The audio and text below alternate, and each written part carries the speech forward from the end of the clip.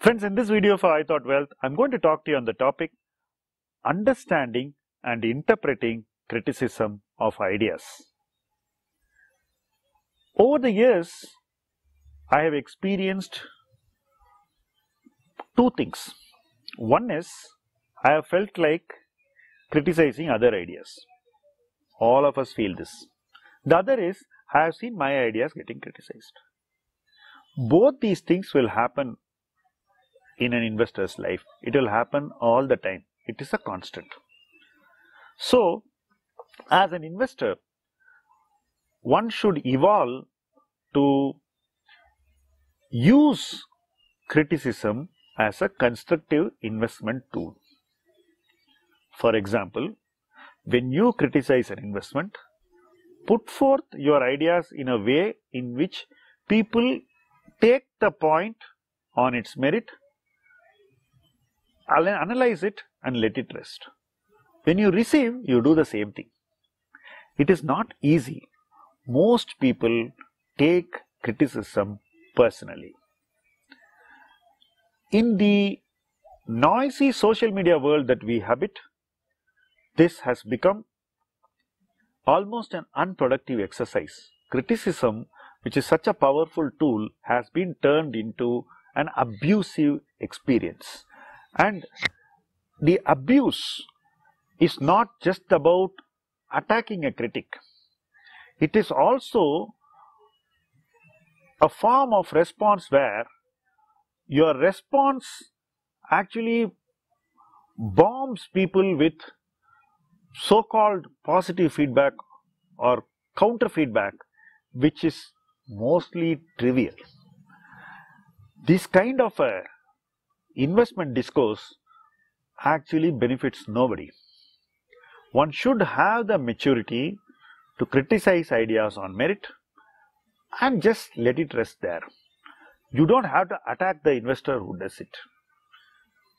The investor who is believing too much in it need not be attacked, nor the investor criticizing it must be attacked.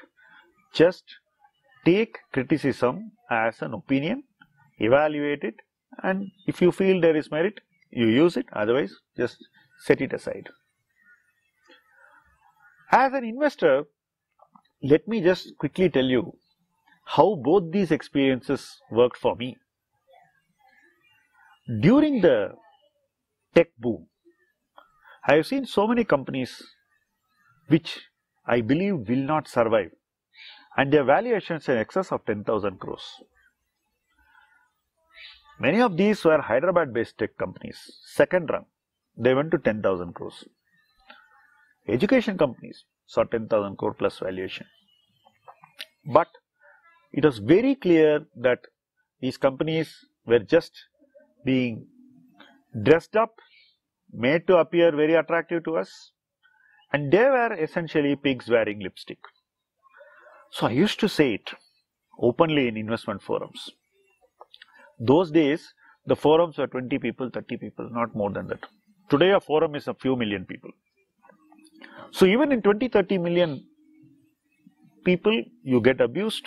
Even in 20, 30 people forums, you can get abused. But you just say, this is my opinion, and let us see. So the opinions in the time when they were voiced were always rejected. In the early 90s, people thought that what you think are today's blue chips are not even worth discussing because they had this glorious obsession about MNCs. But over a period of time, many of the Indian companies became bigger than the MNCs in their reputation.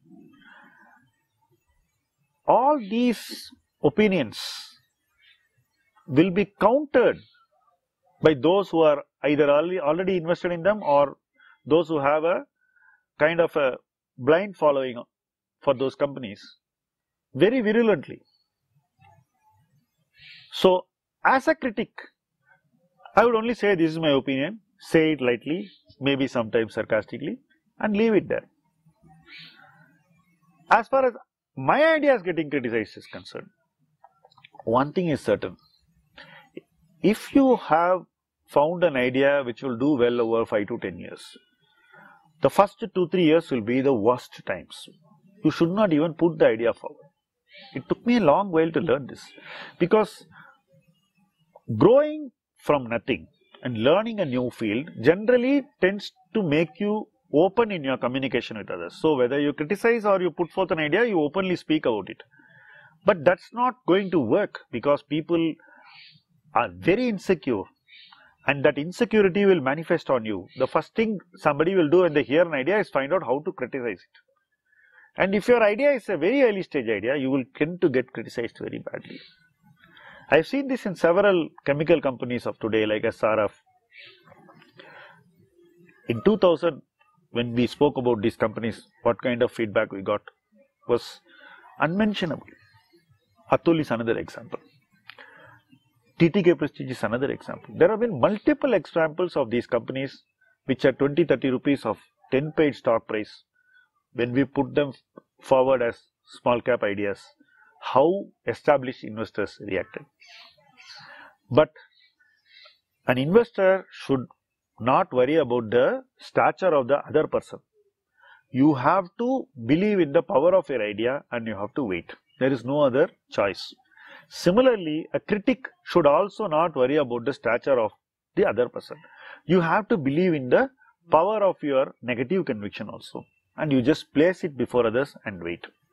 I am sure in both cases there will be one or two mistakes. Investment judgments can go wrong, but if you are making 100 judgments and a handful go wrong, it's all right. You have still done extremely well.